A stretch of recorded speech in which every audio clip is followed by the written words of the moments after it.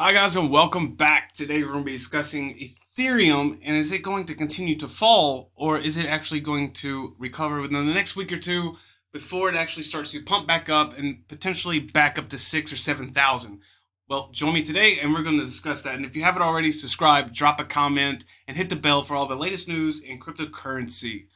All right, guys, let's take a look at the market first, right? So Bitcoin today is sitting at about almost, well, 90.90% in the plus and 14.5 for the weekly, right? In the negative. So not too great. Now Ethereum is sitting at about 0.25% in the minus for the 24-hour period and 5% for the weekly. Binance is not doing too bad for the daily at 2.45% plus and minus 833. Solana is not even 0.5% yet, up and almost 9 down, right? So Cardano for the daily is not looking too bad considering everything given, but it is sitting at about a 0.65% minus and 15% minus for the weekly. XRP is almost to 1% in the minus and minus 19% for the weekly as well. Now, Polkadot is sitting at about 1.61 and 24.43 minus for the weekly as well. So the entire market is actually looking very bad when you're looking at just this, but we're going to go off in some deep analysis today to really show you shouldn't be freaking out too bad like how most of everybody is doing. So I know there's a lot of people, a lot of channels out there giving a lot of let's say not so correct information so much, or they're definitely hyping this fall, but don't worry, this is the same situation we've seen over and over again. Now Terra Luna is minus about 6.5% for the day and up 29% for the weekly as well. And AVAX is up by 3.78 for the day and minus 20% for the week. All right, let's dive into it a little bit better, right? So before I really get into exactly about Ethereum, I want to touch base on Cardano, right? Because there's a lot of people that's really wanting to buy into Cardano, right? They're wanting to buy into it, and of course we've had that moment, that little bit of sideways action that in that range that really was kind of really a key point here. But really, what led to that, right? So what was the turning point? Where were we when that actually started to fall through, right? I'm going to go ahead and say this right now, and I know I've kind of said this before, but really taking a deeper dive into this market for Cardano, I can tell you honestly, I think we've reached the cap. To be quite frank, the cap was back in September.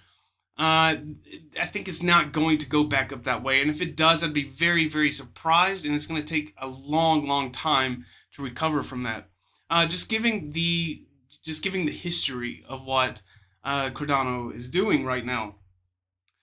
So that big turning point, right? So we had that range. Of course, this is that time that we were kind of like accumulating all of the funds we could from the smart contract. But look at this candle. Looking at the candle right here, this candle is the candle that was the big warning for us, right?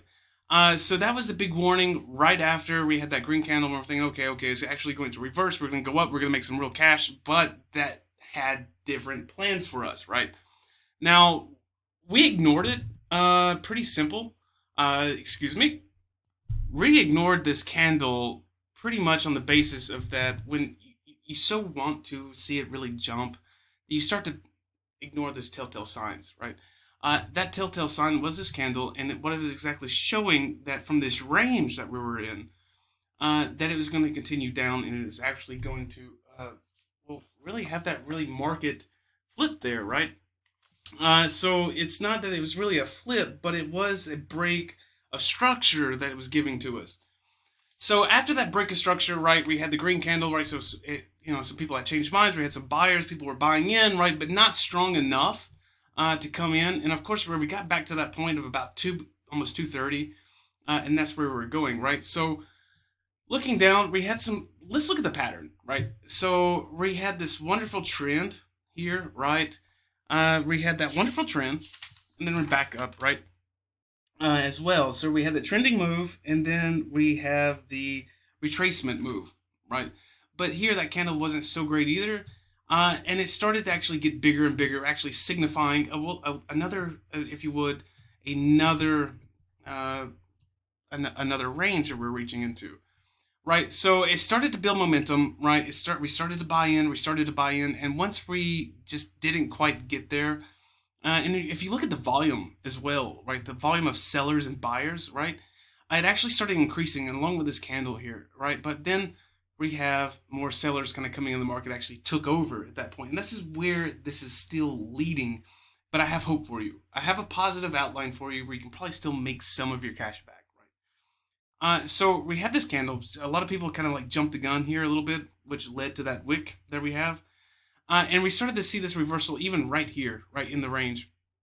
Less and less people selling, right? So people started buying in, but people started selling again. And of course, anytime you see this, that's not a good sign. It's the same that we had in this warning here. The same thing. It's the same. It's anytime you see that, it's always a bad sign. I don't care what chart you're looking at.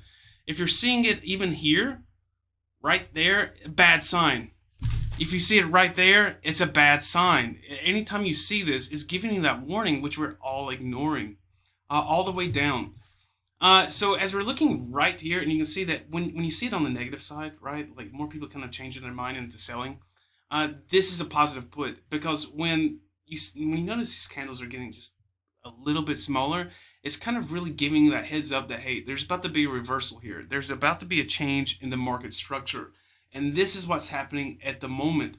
So are we going to see it like right immediately? Probably not. If you really want my prediction for Cardano, we're going to be sitting probably about the 13th or 14th before we actually start seeing some kind of positive movement for Cardano. And that's only based if tomorrow or the day after tomorrow is really, if more people buy in at that time, right? And they buy into this dip. And I think honestly, it will be a good idea.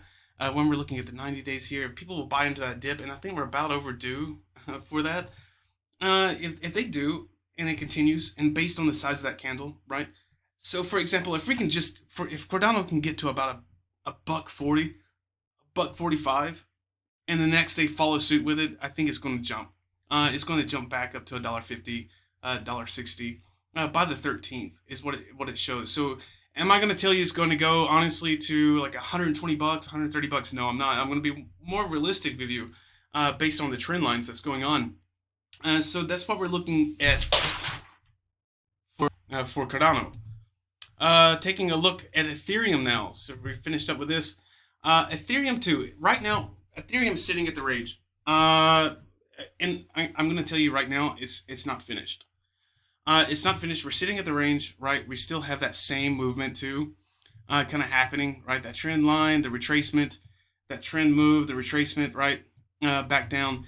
And even though just a couple of days ago we had like that really big positive, but it's looking negative the same way for that candle. You see that? Still pretty bad. And this is a big sign too. But given the fact that we had some buyers here on the 5th, and on the 6th here, some sellers kind of like changing their mind. They are starting to buy into that dip. So I think it's still going to go down. I would expect for the next couple of days too to probably reach around 3,900 again. Honestly, to kind of fall through. I don't think it's going to fall below this line too much. But it does show signs that it's going to start to reverse and go back up.